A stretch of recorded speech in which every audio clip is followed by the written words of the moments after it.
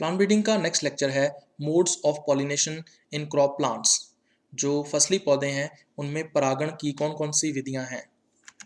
तो सबसे पहले जिटोनोगैमी के बारे में आपको पता होना चाहिए। तो इसमें क्या होता है, ये स्वपरागण का ही एक प्रकार है। इसमें एक पुष्प से जो परागकण उत्पन्न होते हैं वो उसी पौधे पर कोई दूसरा जो पुष्प होता है उसकी वर्तिकाग्र पर स्थानांतरित हो जाते हैं। तो इस प्रक्रिया को बोलते हैं जिटोनोगैमी। जिटोनोगैमी के फलस्वरूप जो आनुवंशिक परिणाम आता है वो ऑटोगैमी के बिल्कुल समान होता है। अब ऑटोगैमी क्या होती है, अगर एक पुष्प का परागकण उसी पुष्प को परागित करता है तो इसे ऑटोगैमी कहते हैं। तो ऑटोगैमी और जिटोनोगैमी से जो आनुवंशिक परिणाम आते हैं वो एक समान इसमें रहते हैं, यानी कि कोई भी परिवर्तन इसमें नहीं आता है। तो यहाँ पे देख सकते हो आप विषम युग्मन या जिटोनोगैमी जो है इसको प्रदर्शित किया गया है। एक पौधा है जिसके ऊपर कुछ पुष्प लगे हुए हैं। एक पुष्प से जो परागकण निकल रहे हैं वो उसी पौधे पर किसी दूसरे पुष्प को परागित कर रहे हैं, तो इसको बोलेंगे जिटोनोगैमी। अगर ये परागकण इसी पुष्प को परागित करते तो उसको हम लोग बोलते ऑटोगैमी। क्वेश्चन देखो किस तरह से आया हुआ है, एक पौधे के एक फूल से उसी पौधे के दूसरे फूल पर परागकणों के स्थानांतरण को कहते हैं। तो यहाँ पे आंसर आ जाएगा जिटोनोगैमी। नेक्स्ट क्वेश्चन देखो, जिटोनोगैमी के आनुवंशिक परिणाम वही होते हैं जो एक स्वपरागण के होते हैं, यानी कि ऑटोगैमी के होते हैं। बिल्कुल सही बात है, अभी मैंने आपको लिखवाया ये, तो इसमें आंसर आ जाएगा ट्रू। उसके बाद क्लिस्टोगैमी की बात कर लेते हैं। इसको हिंदी में निमिलित परागण भी कहा जाता है। तो इसमें क्या होता है, जो पुष्प कलिका है वो बंद रहती है और इसी बंद अवस्था के अंदर ही परागण व निषेचन दोनों हो जाते हैं। इसका मतलब इसमें क्या होगा, हमेशा स्वपरागण होगा। तो यह स्वपरागण को सुनिश्चित करता है। फॉर एग्जाम्पल जैसे कि मटर के पुष्प के अंदर होता है। इसके अलावा ये क्या करता है, पर परागण को रोकने का काम करता है, क्योंकि बाहर से कोई भी परागकण आके परागण नहीं कर सकता। तो इसलिए ये पर परागण को रोकता है और स्वपरागण को सुनिश्चित करता है। तो ये स्वपरागित फसलों में एक अनुकूलन है। क्वेश्चन देखो, निमिलित परागण यानी कि जो क्लिस्टोगैमी है उसमें किसको बढ़ावा देता है ये, तो निमिलित परागण जो है वो स्वपरागण को बढ़ावा देता है। यहाँ पे आंसर आ जाएगा स्वपरागण। अब क्लिस्टोगैमी या निमिलित परागण जो है इस पे 2 नंबर की परिभाषा पूछी हुई है, तो ये परिभाषा आपको बता देनी है। उसके बाद बात करेंगे स्वपरागित फसलों के उदाहरण या examples of self pollinated crops. तो इस पे बहुत सारे क्वेश्चंस आते हैं कि कौन सी फसल निम्न में से स्वपरागित है या परपरागित है। तो ये एग्जांपल्स आपको ध्यान में रखने हैं, जिसमें आता है गेहूं, जौ, धान, जई, मटर, मूंगफली, चना, सोयाबीन, टमाटर, भिंडी, बैंगन, मिर्च, आलू आदि।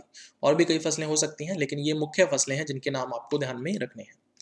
अब इस पे क्वेश्चन देखो किस तरह से आया हुआ है, स्वपरागण सफल बनाने हेतु कारक। अब स्वपरागण को सफल बनाने के लिए कौन कौन से कारक काम करते हैं। सबसे पहला उसमें है द्विलिंगी पुष्प, जो पुष्प है वो द्विलिंगी होना चाहिए। दूसरा है निमिलित परागण यानी कि क्लिस्टोगैमी। तो ये 2 मुख्य कारक हैं जो आप लोग लिख सकते हो। उसके बाद स्वपरागण होता है, नेक्स्ट क्वेश्चन देखो, स्वपरागण किस में होता है, एक लिंगी फसलों में, द्विलिंगी फसलों में। तो आंसर इसमें आ जाएगा द्विलिंगी फसलों के अंदर, क्योंकि जो पुष्प हैं वो द्विलिंगी होंगे तभी उसके अंदर स्वपरागण के जो चांसेस हैं वो बढ़ेंगे। तो इसमें आंसर आ जाएगा द्विलिंगी फसलों में, सेकंड आंसर इसमें आ जाएगा। नेक्स्ट क्वेश्चन देखो, चावल एक परपरागित फसल है। बिल्कुल गलत बात है, अभी मैंने बताया कि धान या चावल जो है वो एक स्वपरागित फसल है। तो इसमें आंसर आ जाएगा फॉल्स।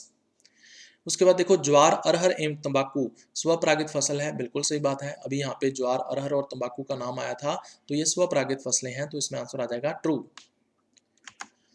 उसके बाद डाइक्लाइनी की बात कर लेते हैं। इसको एक लिंगता भी कहा जाता है या यूनिसेक्सुअलिटी भी कहा जाता है। तो डाइक्लाइनी यूनिसेक्सुअलिटी या डाइक्लाइनी एक लिंगता। तो इसमें क्या होता है, जो पौधे हैं उनमें एक लिंगी पुष्प पाए जाते हैं, तो इसको हम लोग बोलते हैं एक लिंगता या डाइक्लाइनी।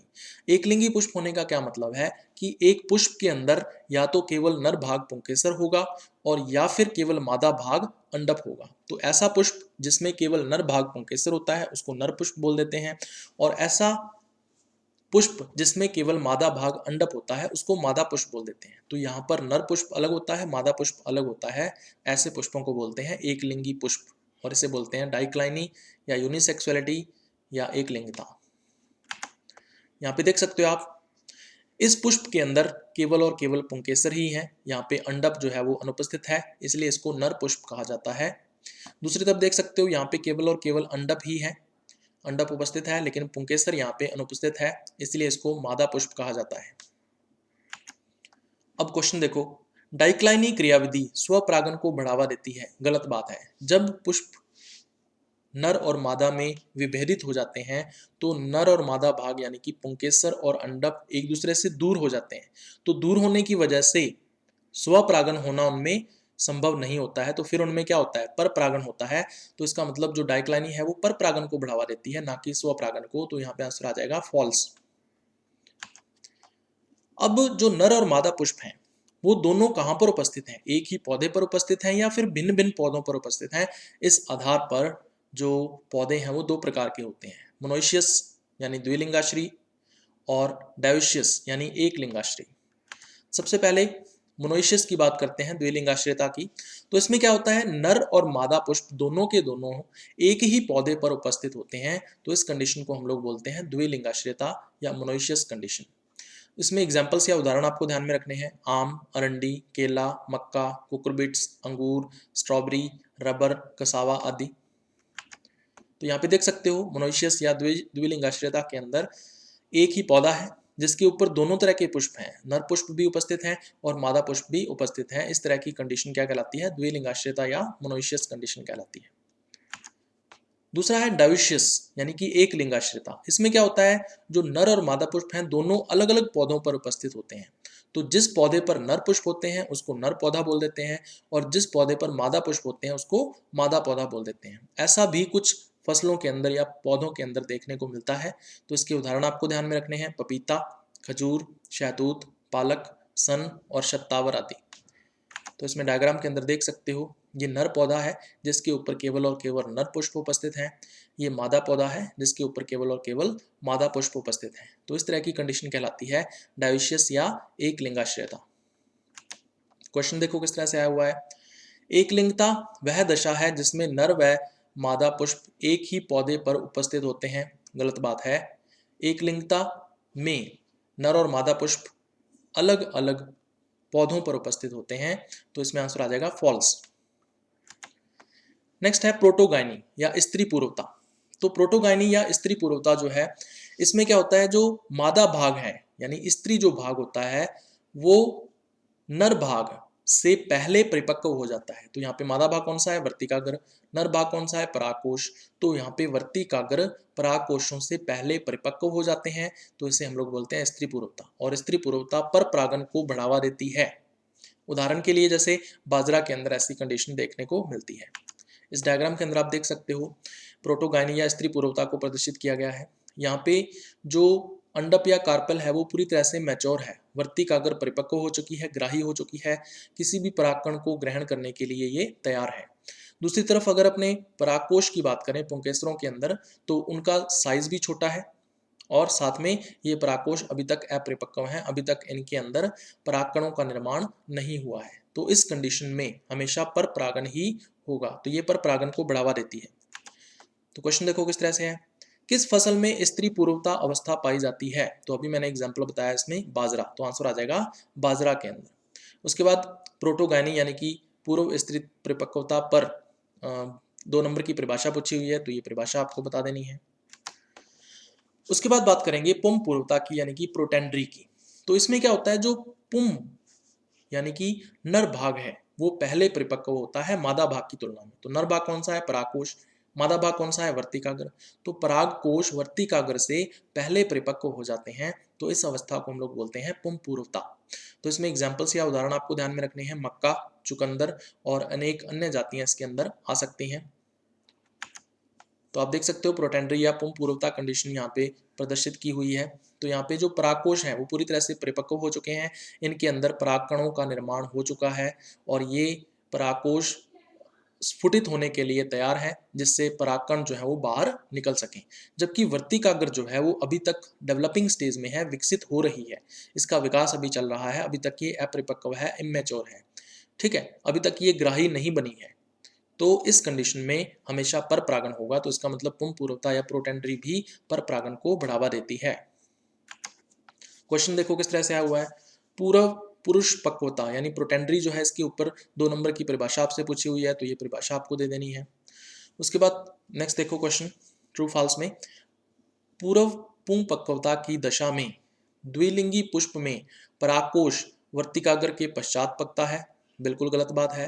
पुंपूर्वता की दशा के अंदर जो परागकोश है वो वर्तिकाग्र से पहले पकता है, तो यहाँ पे आंसर आ जाएगा फॉल्स। उसके बाद हेटेरोस्टाइली या विषम वर्तिकात्व इसको बोल देते हैं। तो इसमें क्या होता है, जो पुंकेसर का पुतंतु होता है और जो अंडक की वर्तिका होती है, इन दोनों की लंबाई में भिन्नता पाई जाती है। ऐसा होने से जो वर्तिकाग्र और परागकोश हैं वो एक दूसरे से दूर हो जाते हैं, जिससे स्वपरागण नहीं हो पाता है। इसका मतलब विषम वर्तिकात्व या हेटेरोस्टाइली पर परागण को बढ़ावा देती है, तो पर परागण को प्रोत्साहित करने का ये काम करती है। उदाहरण इसमें ध्यान में रखना है अलसी। तो इस डायग्राम के अंदर आप हेटेरोस्टाइली या विषम वर्तिकी को देख सकते हैं। तो यहाँ पे जो वर्तिका या स्टाइल है उसकी लंबाई बहुत ज़्यादा है, जबकि पुतंतु या फिलामेंट जो है उसकी लंबाई बहुत ही कम है। इस वजह से परागकोश और वर्तिकाग्र के बीच की जो दूरी है वो बढ़ जाती है। परागकोश से अगर कोई भी परागकण निकलता है तो वो ऊपर की तरफ गति नहीं करेगा और वर्तिकाग्र पर नहीं जाएगा। इसका मतलब स्वपरागण होने के जो चांसेस हैं वो कम हो जाते हैं, जबकि पर परागण होने के चांसेस बढ़ जाते हैं। तो इसका मतलब ये पर परागण को बढ़ावा देता है। क्वेश्चन देखो किस तरह से आया हुआ है। असमवर्तिकात्व यानी कि हेटेरोस्टाइली जो है वो सहायता करती है, किस तरह के परागण में ये सहायक होती है, तो आंसर आ जाएगा कि ये पर परागण में सहायता करती है। तो इसमें क्रॉस पॉलिनेशन या पर परागण आंसर आ जाएगा। उसके बाद स्व अनिश्चितता या सेल्फ इनकम्पैटिबिलिटी की बात कर लेते हैं। तो इसमें क्या होता है, एक पौधे के द्वारा जो परागकण उत्पन्न किए जाते हैं वो उर्वर होते हैं। इसका मतलब वो जीवित होते हैं और परागण करने में सक्षम होते हैं, लेकिन वो परागकण उसी पुष्प को या उसी पौधे के किसी दूसरे पुष्प को निषेचित करने में असमर्थ होते हैं। जबकि अगर वो ये परागकण दूसरे पौधे पर चले जाएं तो वहां पर किसी पुष्प को ये आसानी से निषेचित कर सकते हैं। तो इस तरह का जो गुण है इसका वो कहलाता है स्व अनिश्चितता या सेल्फ इनकम्पैटिबिलिटी। ठीक है, तो ये जो कंडीशन है ये स्व परागण को रोकती है। इसका मतलब इस कंडीशन में स्व परागण तो कभी नहीं होगा और पर परागण को ये प्रोत्साहित करती है, तो पर परागण को ये बढ़ावा देती है। उदाहरण इसमें ध्यान में रखने हैं सरसों, मूली, तंबाकू और अनेक घास जातियां। क्वेश्चन देखो किस तरह से आया हुआ है। स्व अनिश्चितता पर 2 नंबर की डेफिनेशन या परिभाषा पूछी हुई है, तो ये परिभाषा आपको दे देनी है। उसके बाद देखो स्व अनिश्चितता पाई जाती है तो किस में पाई जाती है, तो इसमें मैंने आपको उदाहरण बताए हैं, देख सकते हो सरसों, मूली, तंबाकू। तो यहाँ पे आंसर क्या आ जाएगा, सरसों आ जाएगा। तो सरसों के अंदर सेल्फ इनकम्पैटिबिलिटी या स्व अनिश्चितता पाई जाती है, तो सेकंड आंसर आ जाएगा इसमें। उसके बाद क्वेश्चन देखो ट्रू फॉल्स में है, स्व अनिश्चितता गेहूं में पाई जाती है। बिल्कुल गलत बात है, गेहूं के अंदर स्व अनिश्चितता नहीं पाई जाती है, तो इसमें आंसर आ जाएगा फॉल्स। उसके बाद नरबंधिता की बात कर लेते हैं, मेल स्टेरिलिटी की। तो एक पौधे के द्वारा जो परागकण उत्पन्न किए जाते हैं वो अजीवित होते हैं और निष्क्रिय होते हैं। इसका मतलब वो किसी भी पुष्प को, चाहे वो खुद उसी पौधे का पुष्प हो चाहे किसी दूसरे पौधे का पुष्प हो, किसी भी पुष्प को वो निषेचित करने में असमर्थ होते हैं। तो पौधे का ये जो गुण है वो नरबंधिता कहलाता है। तो नरबंधिता किस लिए होती है, स्वपरागण को रोकने के लिए होती है। तो ये स्वपरागण को रोक देता है और ये परपरागण को प्रोत्साहित करती है, तो क्रॉस पोलिनेशन को ये इंड्यूस करेगी या प्रोत्साहित करेगी। संकर बीज उत्पादन के लिए हम ये एक महत्वपूर्ण साधन के रूप में यूज किया जाता है नरबंधिता का, ये हम लोग देखेंगे आगे। उदाहरण ध्यान में रखने हैं धान, ज्वार, बाजरा, प्याज, चुकंदर, गाजर आदि। तो इसमें क्वेश्चन देखो किस तरह से आया हुआ है। स्व अनिश्चितता बाजरा में पाई जाती है। बिल्कुल गलत बात है, बाजरा के अंदर नरबंधिता पाई जाती है, ना कि स्व अनिश्चितता। उसके बाद नरबंधिता पे 2 नंबर की परिभाषा पूछी हुई है, ये परिभाषा आपको दे देनी है। उसके बाद पर परागण के लिए प्रयुक्तियां, कौन कौन से ऐसे कारक हैं जो पर परागण को बढ़ावा देते हैं, या पौधों के अंदर कौन से ऐसे अनुकूलन हो सकते हैं। तो मैंने 5 या 6 अनुकूलन आपको बताए हैं, तो ये आपको डिस्कस कर देने हैं। उदाहरण की बात कर लेते हैं कि परपरागित जो फसलें होती हैं या क्रॉस पॉलिनेटेड जो क्रॉप्स होती हैं उनमें कौन कौन से फसलें आती हैं। तो इसमें मक्का, बाजरा, सूरजमुखी, अरंडी, ल्यूसर्न, गन्ना, गाजर, गोभी, प्याज, मूली, शलजम, पालक, धनिया आदि इसमें आती हैं। तो इनके नाम आपको ध्यान में रखने हैं। अब इस पे क्वेश्चन देखो किस तरह से आया हुआ है। मक्का, बाजरा व राई पर परागण के उदाहरण है। बिल्कुल सही बात है, अभी मैंने आपको बताया कि इनमें पर परागण होता है, तो आंसर आ जाएगा ट्रू। उसके बाद देखो मक्का, बाजरा व राई पर परागित फसलों के उदाहरण है। बिल्कुल सही बात है, यहाँ पे भारतीय सरसों लिखा होना चाहिए, तो बिल्कुल सही बात है, तो आंसर इसमें आ जाएगा ट्रू।